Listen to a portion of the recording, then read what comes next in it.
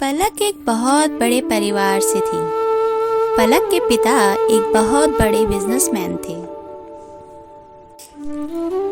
पलक की शादी आदर्श नाम के लड़के से होती है। आदर्श के घर वाले बहुत ही अच्छे दिल के थे। उनके पास पैसा बहुत था, पर वह फिर भी सादा जीवन जीते थे।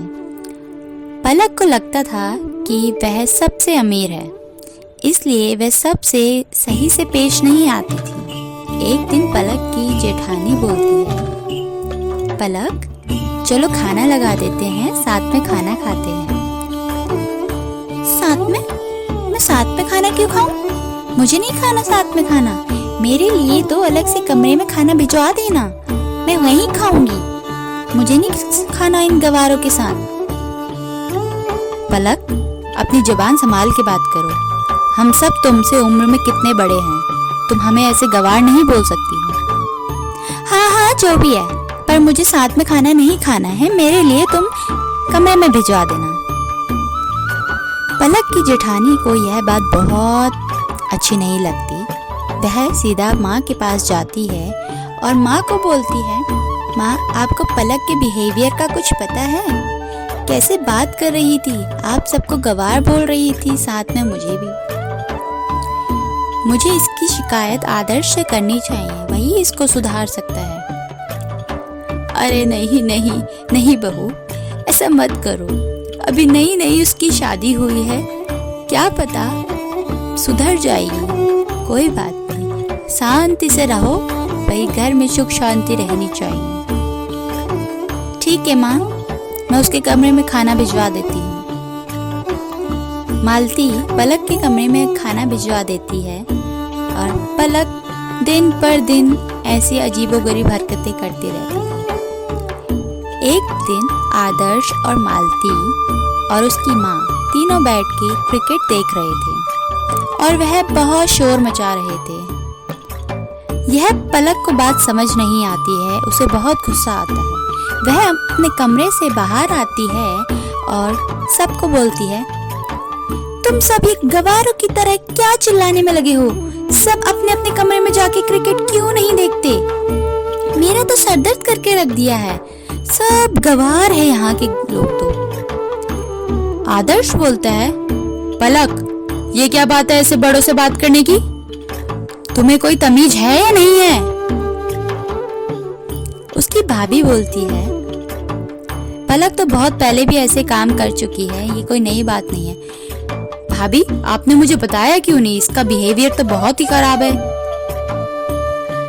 उसकी माँ बोलती है, अरे बेटा कोई बात नहीं, अभी नई शादी हुई है। माँ मुझे लग रहा है आप ही ने इसको बिगाड़ा है। अरे नहीं आदर्श, माँ ने तो उसको कुछ भी नहीं बोला। माँ ने तो उसकी आज तक कोई शिकायत करने के लिए भी मना कर रखा है मुझे। पर क्या करे, पलक की नादानियां देखते देखते घर वाले उसे कुछ नहीं बोलते। उसकी माँ बोलती है, पलक को जैसे रहना है उसको रहने दो, एक दिन उसे अक्ल जरूर आएगी। तो सब कुछ उसी के हिसाब से चलता है। पलक को हर रोज उसके कमरे में खाना मिल जाता था। उसके सारे काम उसकी जेठानी करती थी। ना वो अपने खुद के काम करती थी, ना वो अपने पति के काम करती थी। एक दिन आदर्श घर पे आके चुपचाप सो जाता है। अरे आदर्श जी, आप कब आए? आपने मुझे बताया भी नहीं, आप आ गए, ना कोई आवाज दी। तुम्हें बताने का फायदा ही क्या है? अरे आप ऐसे क्यों बोल रहे हो? और कैसे बोलूं मैं तुमसे? ना घर वालों से तुम तमीज से बात करती हो, ना घर का कोई काम करती हो, किसी का हाथ नहीं बटाती हो। तुमसे हम क्या ही उम्मीद रखें? ना तुम दूसरों से सही से बात करती हो, तो हम भी तुमसे बात क्यों ही करें? ऐसा कहकर आदर्श सो जाता है। पलक सोच में पड़ जाती है, पर उसे फिर भी फर्क नहीं पड़ता। एक दिन पलक के पापा हाथ जोड़ते हुए आते हैं और उसकी माँ से बोलते हैं, अरे समधन जी, मुझे आपकी बहुत मदद चाहिए। मेरे बिजनेस में बहुत नुकसान हुआ है, अब मैं आपको कैसे बताऊं? बस इतना ही सुनते ही आदर्श तिजोरी में से पैसे निकालता है और पलक के पापा को दे देता है। अरे पापा जी, कोई बात नहीं, इसमें हाथ जोड़ने वाली क्या बात है, बिजनेस में तो ये सब चलता रहता है। अगर आपको और भी जरूरत होगी तो मुझे जरूर बताइएगा।